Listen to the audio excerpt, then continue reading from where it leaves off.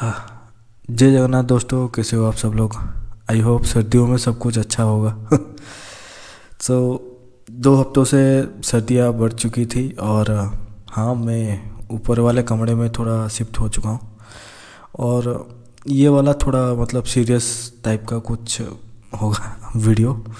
सो अगर मुझे एक्चुअली में थोड़ा हेल्प चाहिए तुम लोगों का कि वीडियो देख लो पहले, और अगर तुम्हें लग रहा है कि कुछ गलत हुआ है तो प्लीज़ इसको थोड़ा शेयर भी कर लेना। और तुम अपने कुछ ओपिनियंस या कुछ सलाह देना चाहते हो तो कमेंट में ज़रूर बता देना नीचे, ताकि मुझे कुछ पता चले कि एक्चुअली गलती मेरी थी या किसी और की गलती है। सो एनीवेज, वीडियो शुरू करने से पहले मैं एक डिस्क्लेमर देना चाहूँगा। मैं किसी पॉलिटिकल पार्टी को यहाँ पे ना सपोर्ट कर रहा हूँ और ना ही डिसरेस्पेक्ट कर रहा हूँ। उनके पॉलिटिक्स या वोट मांगने का कुछ होगा वो आपका ओपिनियन है। मेरे एक्सपीरियंस जो है, मैं बस यही बता रहा हूँ और कुछ नहीं। और चलिए बताता हूँ क्या हुआ है एक्चुअली। तो ये बात है 6 नवंबर की, जब मैं मेरे माँ का आधार कार्ड अपडेट करने के लिए मैं गया था। उसके जस्ट पहले दिन मैंने पूछा था कि मुझे आधार कार्ड अपडेट करवाना था, और उन्होंने पूछा कि क्या क्या चेंजेस करवाना है या क्या अपडेट करना है। तो मैंने बोला कि पहले तो मेरा मम्मी का जो डेट ऑफ बर्थ है वो चेंज करना है। उन्होंने पूछा कि अच्छा, तो प्रूफ क्या है तुम्हारे पास, डॉक्यूमेंट क्या है। तो मैंने बोला कि सर, बर्थ सर्टिफिकेट तो नहीं है, क्योंकि उस टाइम पे बर्थ सर्टिफिकेट नहीं था और बहुत सारे लोगों के पास नहीं होता भी है। मुझे दूसरों का पता नहीं, पर मेरे मम्मी का, मेरे पापा का नहीं है बर्थ सर्टिफिकेट। तो उन्होंने बोला कि अच्छा, और क्या है, मार्कशीट वगैरह। तो मैंने बोला कि हाँ, बोर्ड जो है, सेकेंडरी बोर्ड का जो सर्टिफिकेट होता है तो उसमें है, वहाँ पे लिखा गया है कि ये डेट ऑफ बर्थ है। उन्होंने बोला कि ओके ठीक है, ये हो जाएगा। और एड्रेस के लिए क्या प्रूफ है तुम्हारे पास। तो मैंने बोला कि एड्रेस के लिए मेरे पास बैंक पासबुक है। तो उन्होंने बोला ठीक है, सही है। और मोबाइल नंबर भी लिंक नहीं था, तो मोबाइल नंबर तो है भी मेरे पास, तो वो तो कुछ नहीं। तो उन्होंने बोला कि एक काम कीजिए, अभी बहुत भीड़ है यहाँ पे। भीड़ इसलिए क्योंकि उस टाइम पे वहाँ पे क्या उसको बोलते हैं, सुभद्रा योजना यहाँ पे चालू हुआ था। और वो क्या है वो आप सर्च करके देख सकते हो, पर मैं इसको लंबा नहीं करने वाला। तो वहाँ पे हर कोई आके अपना आधार कार्ड या बनवा रहा था या फिर अपडेट करवा रहा था। तो थोड़ा भीड़ था वहाँ पे, रश था बहुत दिन तक। तो उन्होंने बोला कि एक काम कीजिए, आप ऑनलाइन स्लॉट बुकिंग कर लीजिए और आ जाइए, और डायरेक्ट ऐसे घुस के आप करवा सकते हैं। ऐसा कोई क्यू में लगने की कोई ज़रूरत नहीं है या नंबर डालने की ज़रूरत नहीं है। मैंने बोला कि ओके सही है। तो मैंने वो ऑनलाइन जाके उसको मैंने वो जो क्या उसको बोलते हैं, हाँ, स्लॉट बुकिंग मैंने करवा लिया। तो मैं अगले दिन में लेके गया और उन्होंने पूछा कि आपने 3 अपडेट के लिए अप्लाई किया था। मैंने बोला हाँ, क्योंकि उसमें तो ऑप्शन दिखा रहा था कि क्या क्या अपडेट करवाना था। तो मैंने 3 ऑप्शन जब चूज़ किए तो उन्होंने बोला कि ठीक है, आप कर सकते हो, तो आप मना क्यों कर रहे हो। तो वहाँ के जो सीनियर मैनेजर थे, सेंटर के मैनेजर शायद वो होंगे, तो उन्होंने आए और बताया कि नहीं, आप 3 अपडेट हो सकता है। तो मुझे एक्चुअली पता नहीं था ये बात, मुझे बाद में पता चला ये सब। फिर उन्होंने ये वाला एनरोलमेंट मुझे दिए थे। ये एक्चुअली सारे मैंने एनरोलमेंट लगाए रखे हैं, और मैं फ़ोटो दिखा दूँगा एक्चुअली। तो इसमें मैंने जो रिक्वेस्ट किया था अपडेट करने के लिए, जैसे कि एड्रेस, डेट ऑफ बर्थ और मोबाइल नंबर, ये तीनों मैंने अपडेट करवाए। तो मैंने पूछा कि कितने दिन में ये अपडेट होके आएगा, तो उन्होंने बोला कि 30 दिन में हो जाएगा ये सब अपडेट। तो मैंने बोला कि ठीक है, और मैं चला गया। और 30 दिन के बाद मैंने अपने आप से चेक किया था। मैंने बोला कि देखते हैं आया है कि नहीं। तो मैंने देखा कि वो आ चुका था। मैं एक्चुअली ट्रेन में जा रहा था दिल्ली के लिए अक्टूबर के महीने में। तो मैंने बोला कि मैंने अपने दोस्त को ही बोला था, तो उसने बोला कि हाँ आ चुका है, और मैं स्क्रीनशॉट भी लगा दूंगा वो कॉन्फर्मेशन के लिए, वो उसने बताया था। तो मैंने जब बोला कि एक काम करते, जो ई आधार होता है उसको डाउनलोड कर ले, तब जब वो जाके ई आधार के लिए डाउनलोड करने के लिए गया था, तो उसमें दिखा रहा था कि मतलब मोबाइल नंबर जो है वो लिंक नहीं है। मैंने बोला कि लिंक नहीं है, क्या मतलब क्या है? तो उसने बोला, मेरे दोस्त ने बोला कि शायद वो डेटाबेस में अपडेट हुआ नहीं होगा, उसको टाइम लगेगा।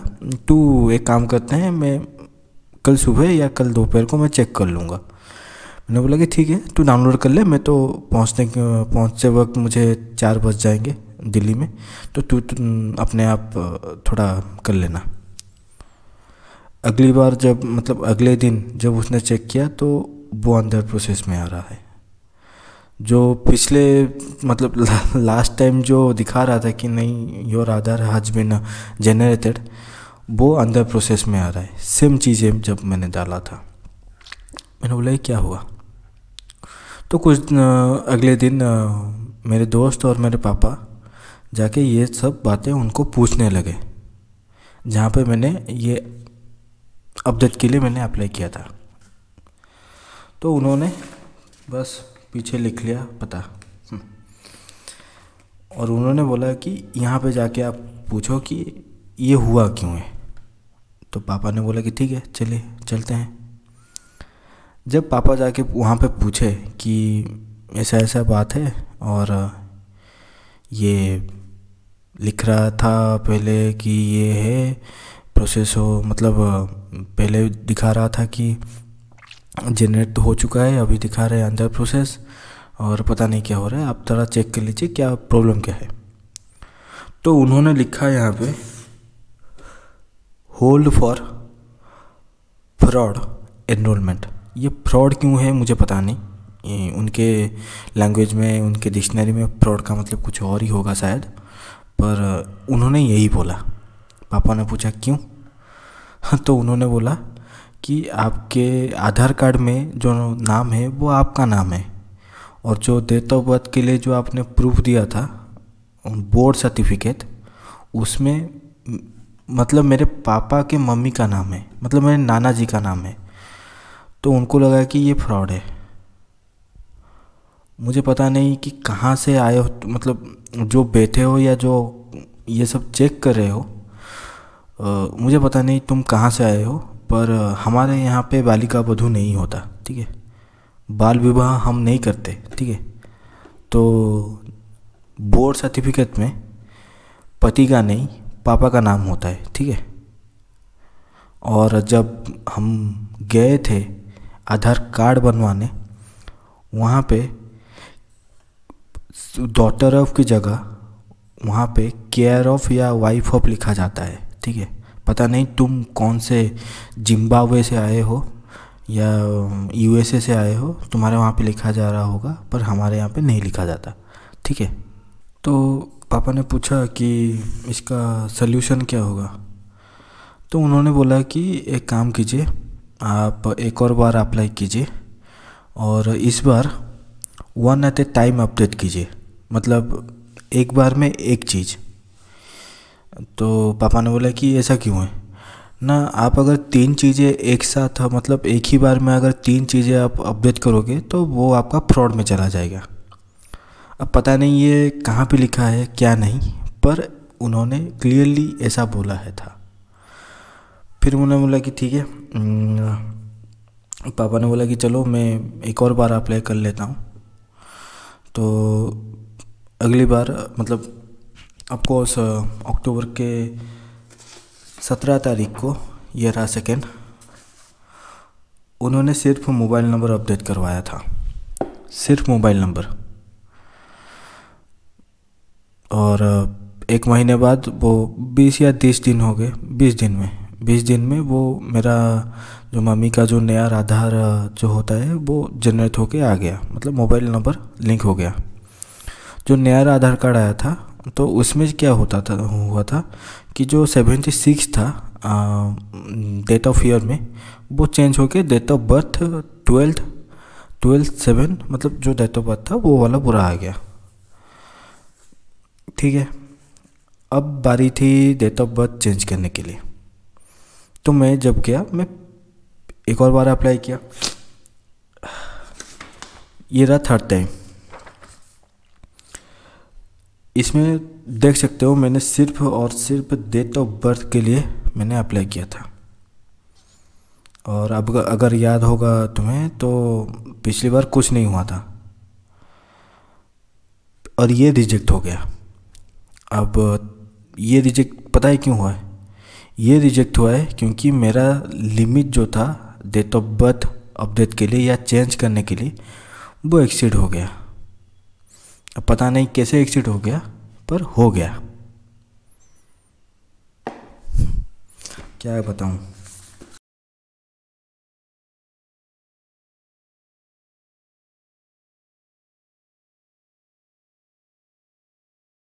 तो अगर मैं यहाँ पे जो डेट ऑफ बर्थ अपडेट करने के लिए दिया था उसका एनरोलमेंट आईडी डाल के देखूं तो कुछ ऐसा रिजल्ट आ रहा है।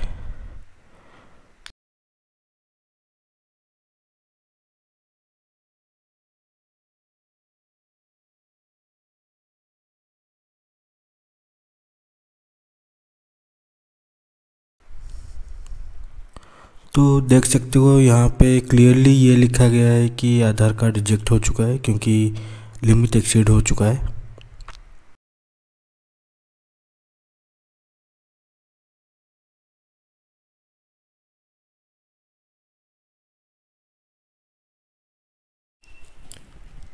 पर जब मैं अपना आधार लॉगिन करके देखूँगा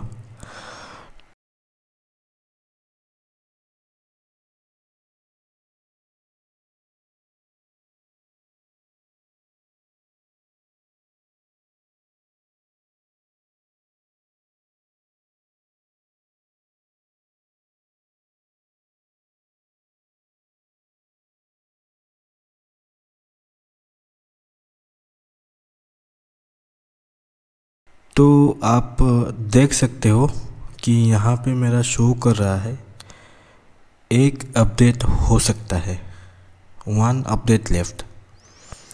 तो पता नहीं ये क्या हो रहा है। एंड फॉर द रिकॉर्ड ये रहे मेरे मम्मी के जितने भी आधार कार्ड अपडेट हुए थे फ्रॉम द स्टार्टिंग, ये सारे के सारे रिकॉर्ड है।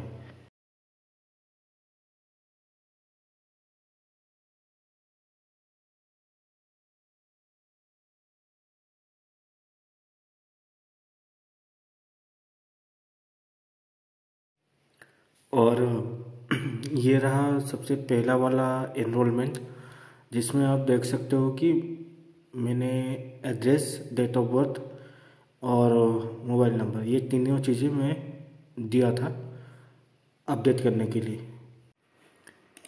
और ये रहा दूसरा वाला, जिसमें आप क्लियरली देख सकते हो इसमें सिर्फ और सिर्फ मैंने मोबाइल नंबर अपडेट किया है और कुछ नहीं, बायोमेट्रिक और मोबाइल नंबर। और इसके पीछे वाला जो फॉर्म है इसको, इसमें भी आप देख सकते हो यहाँ पे डेट ऑफ बर्थ वाला जो कॉलम है ये पूरा खाली है। मैंने सिर्फ और सिर्फ मोबाइल नंबर यहाँ पे भरा हुआ था और कुछ नहीं, यहाँ पे देख सकते हो। और ये वाला था थर्ड वाला, जो लास्ट वाला मैंने किया था अपडेट एनरोल करने के लिए। इसमें मैंने फॉर्म फिलअप किया था कि नहीं, मुझे यहाँ पे डेट ऑफ बर्थ चेंज करवाना था। तो इसका भी बैक साइड अगर तुम देख सकते हो, यहाँ पे मेंशन मैंने किया था कि हाँ मैंने यहाँ पे डेट ऑफ बर्थ चेंज किया है।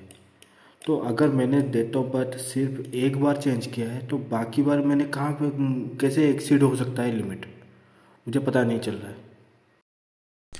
तो जब ये दूसरी बार रिजेक्ट हो गया है ये बोल के कि मेरा लिमिट एक्सीड हो गया है, तो मैंने जाके वहीं पे मैंने पूछा कि सर ये हो क्या रहा है। एक छोटा सा अपडेट करने के लिए मुझे इतना तकलीफ़ क्यों हो रहा है? क्या आप मुझे टॉर्चर मतलब देखिए, मैं सितंबर, अक्टूबर, नवंबर, अब तो दिसंबर भी हो चुका है। नवंबर के महीने तक 3 महीने हो चुके, मतलब 2-2.5 महीने तक मैं सिर्फ और सिर्फ टॉर्चर हुआ हूँ।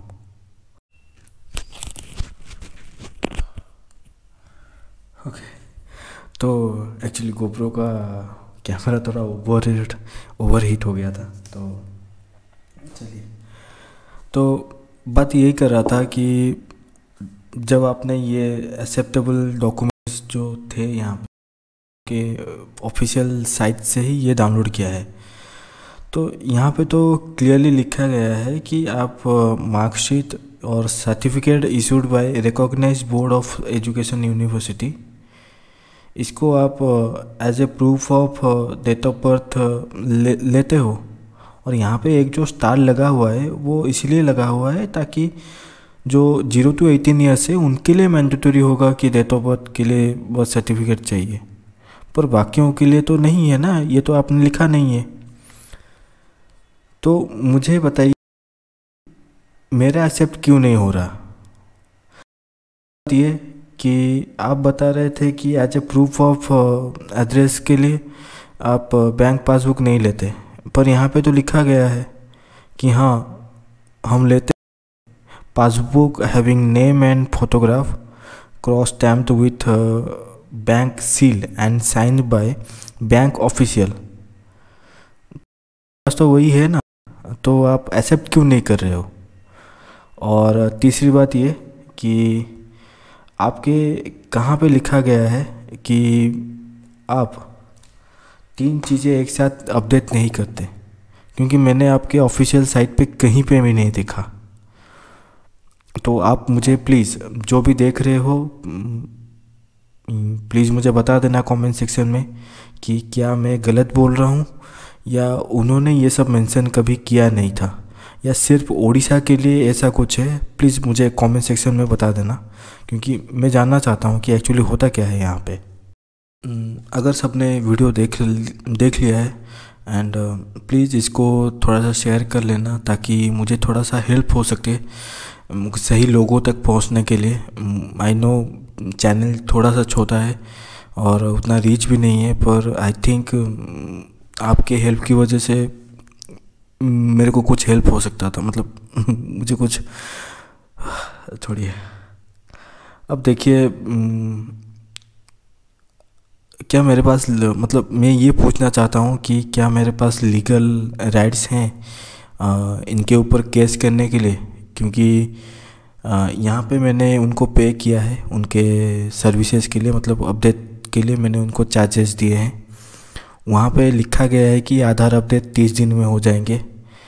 मैंने सही डॉक्यूमेंट्स दिए हैं एज़ पर उनके गाइडलाइंस और उनके जो डॉक्यूमेंट लिस्ट जो थे उनके अकॉर्डिंग मैंने डॉक्यूमेंट्स दिए हैं। कहीं पे भी लिखा नहीं गया है कि 3 चीज़ें एक साथ अपडेट होंगे तो ये फ्रॉड में चले जाएंगे, कहीं पे भी लिखा नहीं गया है। तो I need your help really. किसी को अगर पता होगा कि एक्चुअली में जो मैंने यहाँ अभी तक मैंने जो कुछ कहा है वो सही है तो मुझे प्लीज़ बता देना, क्योंकि मुझे पता चले कि नहीं एक्चुअली गलत कौन है। वैसे भी मम्मी का तो नहीं हो रहा है, मतलब अब इंश्योरेंस तो नहीं होगा, तो अगर आप सही है तो ठीक है, मतलब जो आधार कार्ड हो जो UIDAI, अगर तुम लोग सही हो तो ठीक है, मैं गलत हूँ, मेरी गलती है, मैं मानता हूँ। अगर मैं सही हूँ और किसी मतलब कुछ वजह से कुछ मतलब इलॉजिकल रीज़न की वजह से तुम लोग मुझे आधार अपडेट करके नहीं दे रहे हो, तो जो इंश्योरेंस जो नहीं हो पाया, क्या तुम लोग पे करोगे? मुझे प्लीज़ बता देना। एंड प्लीज़ शेयर करना इस वीडियो को। आप सब्सक्राइब करो, लाइक करो, मुझे फ़र्क नहीं पड़ता। प्लीज़ इसको शेयर कर लेना ताकि मुझे थोड़ा सा हेल्प हो सके। एंड तब तक के लिए thank you for watching this video, अगर तुमने लास्ट तक देखा है तो। And thank you. तब तक के लिए stay safe, stay happy and जय जगन्नाथ।